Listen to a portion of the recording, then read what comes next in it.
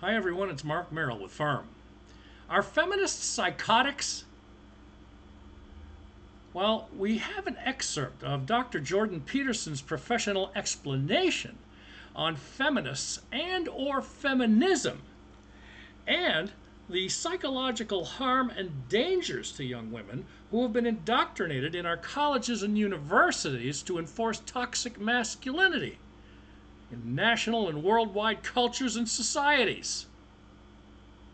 My suspicions are that a fair number of these feminists who are pushing the freedom idea, when freedom is the same as licentiousness, are naive, immature, and somewhat dark triad or tetrad oriented women, psychopathic, cluster B, borderline, etc., who are looking to justify their refusal to grow up and accept responsibility by clothing it in ideological guise and offering a utopian story. If you become president, will a woman make the same as a man?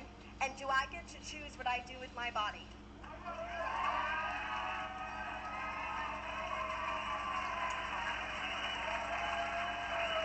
You know, it's very dangerous for us to underestimate the role that the R strategist psychopathology plays in the construction of ideologies. Right? It's a major problem, and we're not good at dealing with it.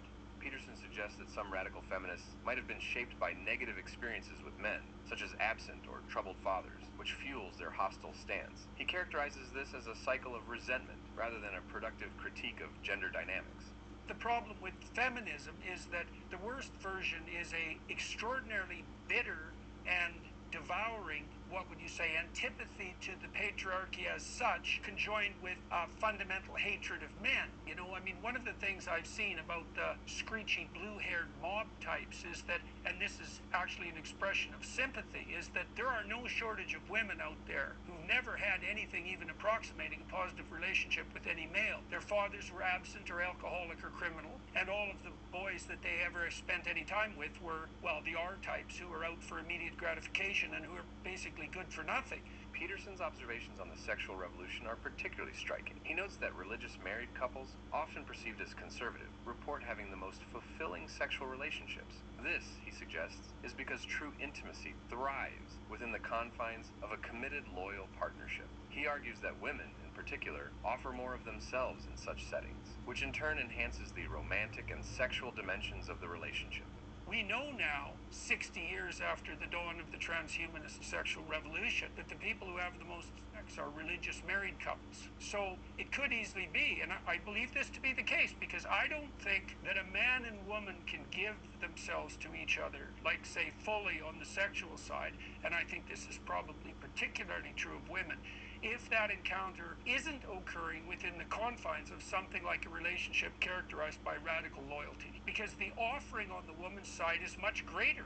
And then you might say, well, why the hell not fly from responsibility if it's so burdensome? 9 months of pregnancy, the fact that you have a dependent infant for multiple years, like 40, and why not fly from that? And I would say at least part of the answer to that is when you escape from responsibility in that matter, you also demolish the meaning of your life. It's like a lot of the meaning in people's lives is obtained as a consequence of sacrifice, right? You sacrifice for your siblings, you sacrifice for your parents, you sacrifice for your friends, for your wife, for your children, and there's dignity and purpose in that sacrifice, and if you lift that burden from people, then they're left wondering just what the hell they are and what they're supposed to be doing, and that doesn't seem like much fun given the radical increase in mental health problems, particularly among women aged 18 to 34. A significant portion of Peterson's argument, And as you notice there, folks, Dr. Peterson is quite thorough with this information here. And that's what we wanted to show you here on Firm, Fairness in Reporting Media. Are feminist psychotics? Well, not totally. Absolutely not totally. So as we go on in the program here, folks, we just want to let you know Dr. Peterson, despite all of the travesties and censorships he's faced, his opinion still matters, being a clinical psychologist for many, many years. You can't take away his books. You can't take away all his videos, no matter how hard you try. Or should I say, the social media tries. Now, what about radical women here that he was talking about? You know, the radical females. Here's a couple of them, folks. Some of you old enough to remember Angela Davis, this lady right here. Of course, the stylish afro back in the 1960s and maybe the early 70s. But Radical Women as an organization, we looked up, is an American socialist feminist grassroots organization affiliated with Freedom Socialist Party. Oh, that sounds like great news, doesn't it? It should scare a lot of women, especially young ones. With branches in Seattle, Washington, and Melbourne, Australia. Kind of a stretch, isn't it? Across the Pacific Ocean.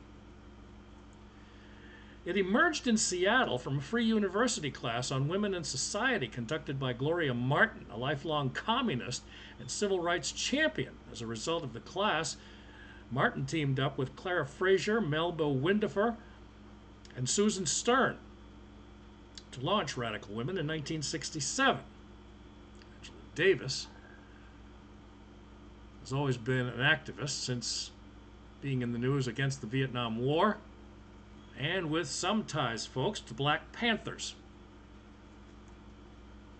which now, but is fading quite a bit because of high expenditures and greed and lust. Black Lives Matter.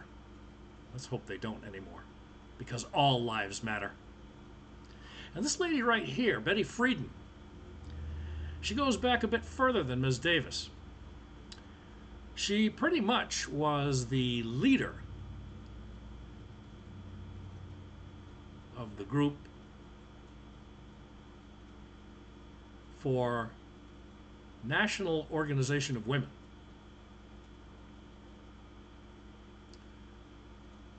They've become quite radical, especially when Roe v. Wade was on the doorstep of the Supreme Court, and they passed it, unfortunately, in 1973, and it was abolished, except for individual states in July, actually late June of 2022.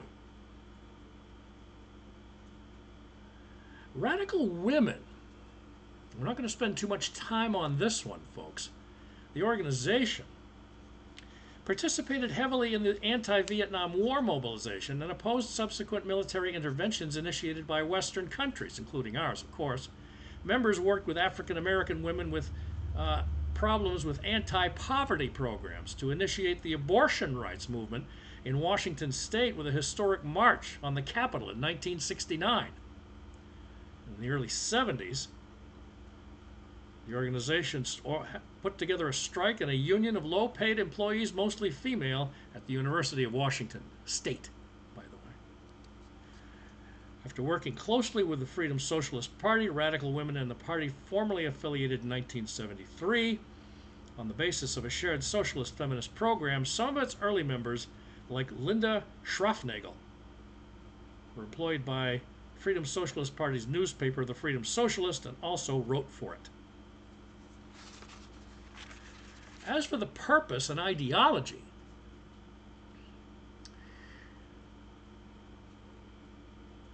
Radical Women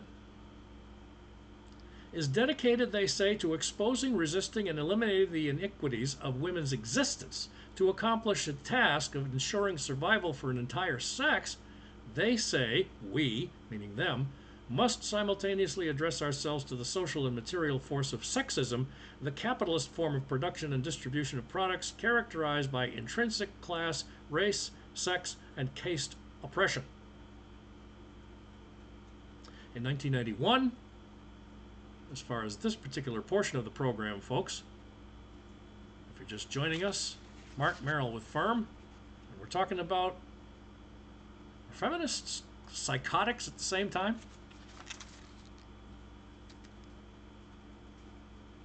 Back 33 years ago, 1991, two members of this Radical Women organization, Heidi Durham and Yolanda Alanis, ran for Seattle City Council as members of the Freedom Organization. They campaigned together on demands for guaranteed income for families living in poverty. You heard me, demands. Demands their domestic partnership rights for same-sex couples and community control of the police. Alaniz advanced to the general election and finished with 21% of the vote. According to this article, nothing much further happened with Alaniz or the other one. And continuing on, folks, of course everybody knows that the Democratic National Convention is over and Kamala Harris, practically from this reporter's point of view, is self-appointed, bullied into becoming the presidential nominee, along with Mr. Personality, Tim Walz. But Ms. Harris, in a segment from Your Voice, Your Vote 2024 online via ABC News, this is what Ms. Harris had to say on a breakdown, since she can't seem to sit still or even volunteer her time to talk to any reporters, no matter who they are, for an interview. Harris took the stage to a roaring ovation and soon set her agenda. Whether it was immigration, reproductive rights, or foreign security, she showcased a sharp contrast in policies to former President Trump. Her speech was preceded by a who's who of leaders from both sides of the aisle who all made the case that she's the best person to be the nation's leader. Doubt it.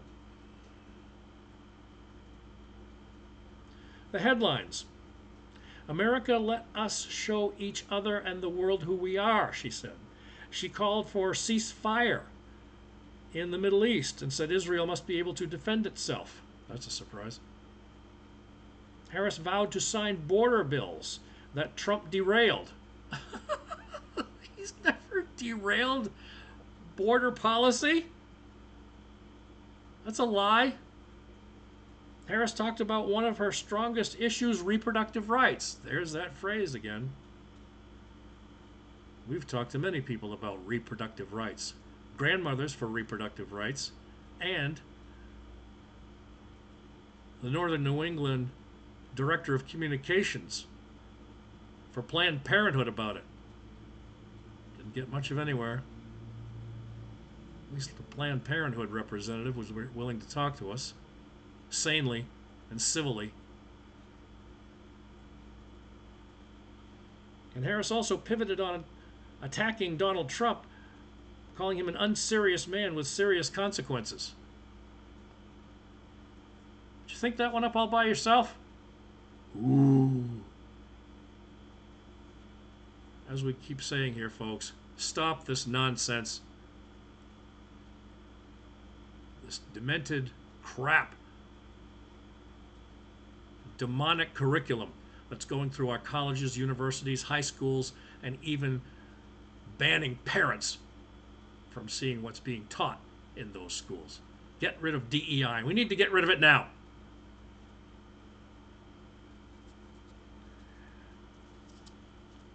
As Ms. Harris went on to try to attack Donald Trump even further, not to mention the fact that his name was mentioned 388 times by different people throughout the entire convention. They had nothing better to talk about, and they didn't even talk about any of their own policies. She barely has in this one segment from ABC News. She said as part of his agenda, Trump and his allies would limit access to birth control, ban medication abortion, and enact a nationwide abortion ban with or without Congress. And get this, she said he plans to create national anti-abortion coordination and force states to report on women's miscarriages and abortions. No, he's not. No. It's garbage. And this one other thing, folks. So Project 2025 suggests that the Department of Health and Human Services Department should return to being known as the Department of Life.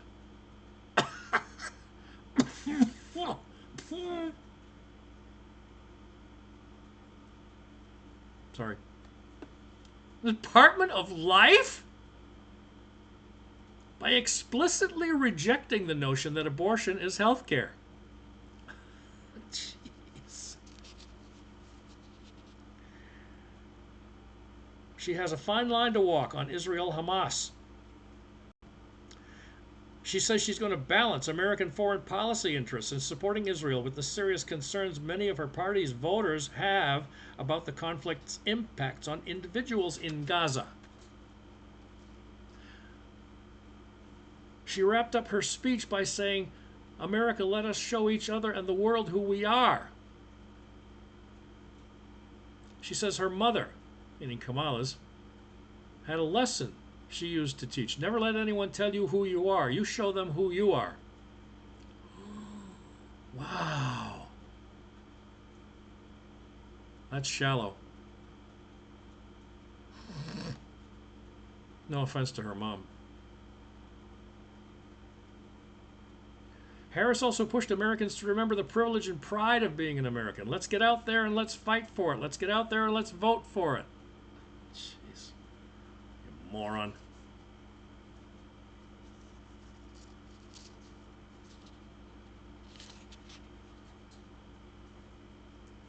But Project 2025 is unpopular. As a matter of fact, it's under a different name.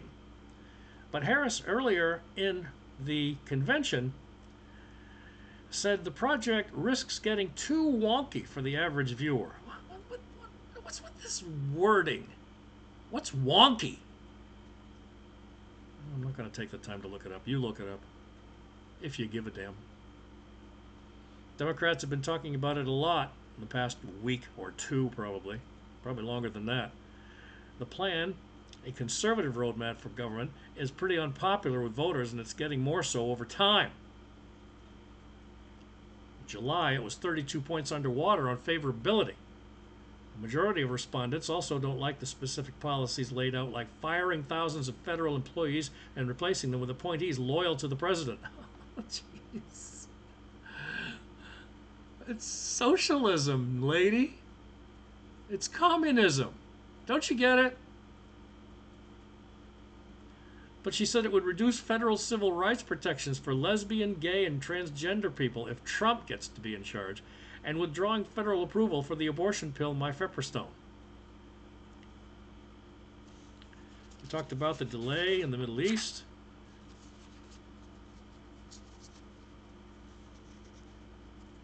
As commander-in-chief, she says she's ensured America always has the strongest and lethal fighting force in the world and will fulfill our sacred obligation to care for our troops and their families. That's a lie. We'll always honor and never disparage their service and their sacrifice. She actually got the crowd to chant USA. Gee, I'd like to hear that. I think I've heard that thousands and thousands and thousands, hundreds of thousands more times, just when Donald Trump goes up on the podium to speak at all his rallies. He doesn't even have to talk to urge the crowd on.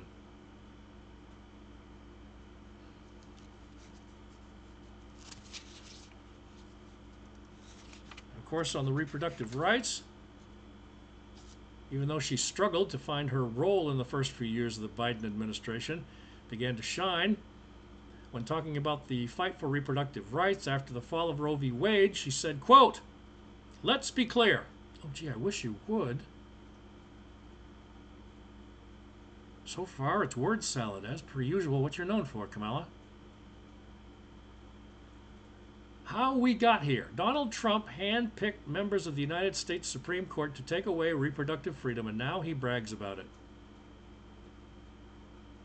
Then she turned her ire to the Republicans in Congress. Why exactly is it that they don't trust women? Well, we trust women. Jeez, I don't think so.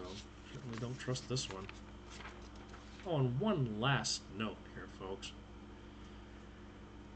You may recall, unfortunately, another left-wing radical, Beyonce, formerly known as Beyonce Knowles, married to Jay-Z. Hate speech written into every single song she's published in the past, I'd say, 8 or 9 years. But a representative for Beyonce said she would not attend the closing night of the DNC convention in Chicago. Why? Ooh. Because she was never scheduled to be there, as per reports from the Hollywood Reporter. And reports of her performing were untrue by a representative of the magazine or newspaper. On the previous day, reports surfaced that Pink, the singer, would be the headline act of Harris's speech. No further pertinent information was given by the Hollywood Reporter either. Folks, isn't that nice? In the meantime, thank you for joining us here on FIRM, Fairness in Reporting Media. Please check us out anytime, 24 hours a day, 7 days a week.